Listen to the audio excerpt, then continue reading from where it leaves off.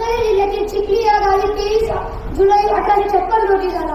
टिळक हे बालपणापासूनच हुशार आणि स्वाभिमानी होते. एकदा शाळेत असताना वर्गात मुलांनी शेंगांची टरफले टाकली. गुरुजी वर्गात आल्यानंतर त्यांनी हे पाहिले आणि टिळकांना विचारले. टिळक म्हणाले, मी छडी खाणार नाही. गुरुजींनी शिक्षा म्हणून टिळकांना टरफले उचलण्यास सांगितले. त्यावर टिळक उत्तरले, मी शेंगा खाल्ल्या नाही, मी टरफले उचलणार नाही.